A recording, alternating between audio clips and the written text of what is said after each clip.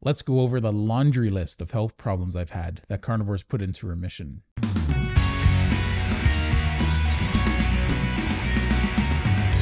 Hey, with Shake and Bacon, I hope you're doing well. So I've been doing Carnivore Strict for 2.5 years. I've been doing it since 2018, so over 5 years total. But really, I only really count the last 2.5 years since I've been strict as a carnivore. But anyway, I've lost over 150 pounds doing a carnivore diet, and I've learned quite a bit. And I've learned quite a bit through paying attention to my body and what it's healed. So I still have more weight to lose, but I've corrected a lot of my health problems, enough that I have to read them off a list. It's a lot. So we're going to get into it, and I'm going to mention the age I had each one, and the odd one I'll stop and talk about just a little bit here or there, okay?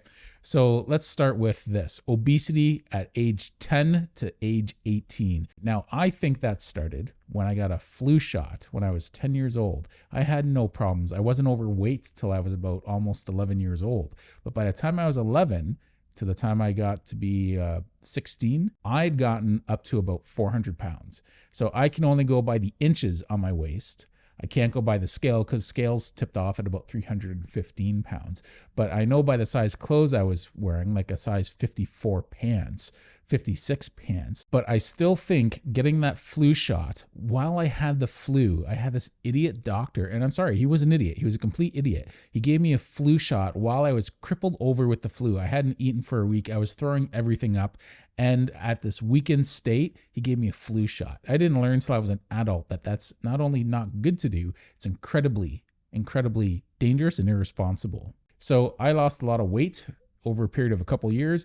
After a short while, I developed hypothyroidism. So that's one of the first health problems I was diagnosed with. So I was diagnosed with all these problems, and carnivore has corrected the vast majority of them. We'll get into what's left still at the end. So since I was a little kid, I had constipation. I bet you since I was in grade 6, I'm sure diet had a lot to do with that. So while I was losing all my weight and I got into really good shape, not through diet, through exercise. When anyone says you can't out-exercise a bad diet, that's hoopla. Don't get me wrong, it's tough to do. And I wasn't trying to do it, but I just lost a lot of weight through being really active. And I went from 400 probably plus pounds down to 205 pounds at my lowest. I got down to about a 34-inch waist. I was surprised because that's not a bad size for a 6'2", 204-pound kid. I developed allergies at 19, and they were really bad allergies. Well, that's relative. I had horribly burning, itchy eyes. I had a really itchy throat, and I'd go into sneezing fits, and all my mucous membranes were just running everywhere. It was really bad for about a 6 to 8 week window back in the day. I had lots of loose skin after I lost all that weight. At 20, I got diagnosed with hypothyroidism, and that affects your metabolism. It's like the master hormone. When that goes out, everything starts to go out. I think what triggered that was overworking, because I was known for just working a crazy amount of hours at a young age, but I was incredibly active, so I didn't put on any weight, but I was really living off of junk food for a whole summer. I started to get a lot of back pain when I was about 21 or 22. I had a couple incidences that just never corrected, and I got to the point by the time I was in my late 20s that I had really serious back pain. It was really bad. It was to the point where I was walking like a question mark. I went through 2 years of hell with that back pain. At 27, I developed, or at least got diagnosed with gout, adrenal fatigue, and I also got diagnosed with high blood sugar. I'm sure my fasting insulin was high as well. And I also got diagnosed with plantar fasciitis. That was pretty bad. Plantar fasciitis was just like waking up and walking on glass for the first few minutes of the day. And anytime I sat too long and I'd go to stand up and walk again, like I'm talking maybe 45 minutes to an hour, my feet would feel like I was walking on glass again. So that's how bad it got. It wasn't just bothering me in the morning, which is the easiest way to diagnose or assess if it's plantar fasciitis. It got to the point where it was bothering me all through the day. So my snoring got bad at that time. What was interesting was even though I was a kid and I was really overweight, I didn't snore. But while I was putting my weight back on, and I think just because I had more muscle mass, I think that contributed to the fact that I started snoring. I used to snore really bad. And also at 27, when I developed gout, I just came out of the blue one day. I woke up with a sore toe and it became an on and off problem.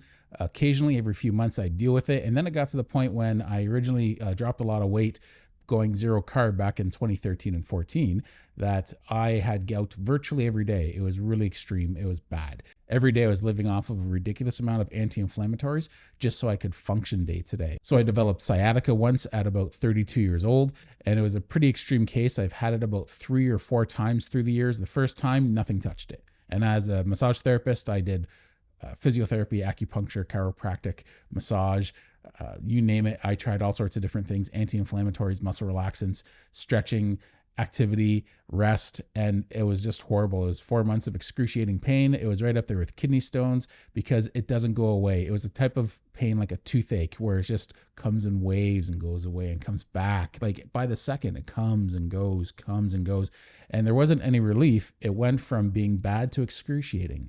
It was really bad. I remember being on the living room floor for 3 days straight because I couldn't even get up onto the couch. It was so bad. The other 2 or 3 times I had it, it was way more manageable and it was really painful, but I could manage it. There were windows of time where I could get some relief so I could at least find a comfortable position to sleep in the one time I had it.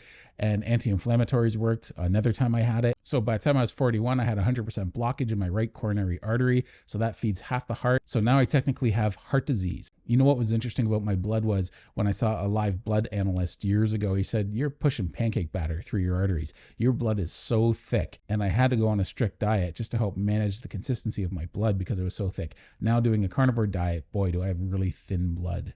But after that heart attack, I was put on cholesterol medication because I was diagnosed with high cholesterol in my late 20s. And my doctor said, "Your cholesterol's high because your thyroid is out."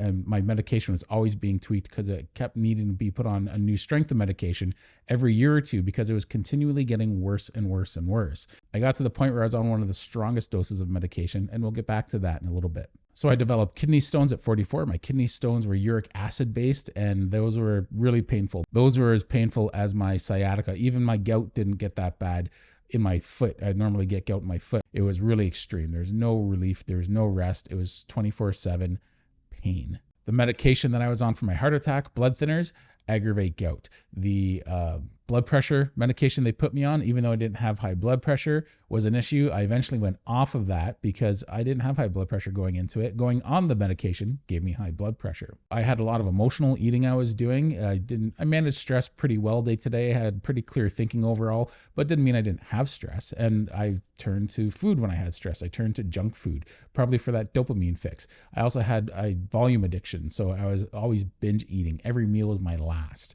So that was another issue I had that was underlying that contributed to that obesity and hypothyroidism. It just became the cycle with those eating disorders and hypothyroidism, because even though I was on medication and it was bringing me to a balance for the level they wanted to see my blood, I still had a lot of symptoms of hypothyroidism. But those were such minor issues, but they were still there. My energy's always been low since my mid-20s, and my doctor I had when I was a teenager was like, "Well, of course, you're putting on weight." And it's like, no, that's not it. I knew my energy was off before I had the weight gain. So what I have left after 2.5 years of strict carnivore without a lick, taste, or bite of anything off a carnivore diet are these issues. These issues are all I have left. And with these issues, they're all not as serious as they used to be, and they're getting better. Some faster than others, but this is all I'm down to now. That's it. So you want to keep in mind, when you have this problem, you have a setup, you have this problem where you have all these health problems, and you can relate. I'm sure you have your own list of health problems. Maybe it's 2 or 3 things, maybe it's a dozen things, but mention some of them in the comments below, because people will be able to see that that health problem might be able to turn around based on what worked for you. So please let everyone else out there know what problems you've had that have gone into remission. These are only the ones, as weird as it sounds, that I could think of when I stopped and thought about it for like 10 or 15 minutes. So of course, this is just my own anecdotal experience. I don't want you to think that carnivore is a cure-all for everything, and it's not a cure-all. It really isn't. Has it put these health problems into remission? Absolutely. If I go back to a crappy eating and an unhealthy lifestyle, absolutely, lots of these health problems will come back. So I believe carnivore doesn't cure a lot of health problems, though it possibly can. I think once your metabolism gets sound again, you get better metabolic flexibility. You might be able to open up some foods in your diet if that's something you ever want to try and do. But if you're like me and you're an abstainer, that's really just not an option. Anyway, thanks for watching this video. I really appreciate you tuning in. And please let people know what carnivores turned around in your health history. Thanks a lot and take care.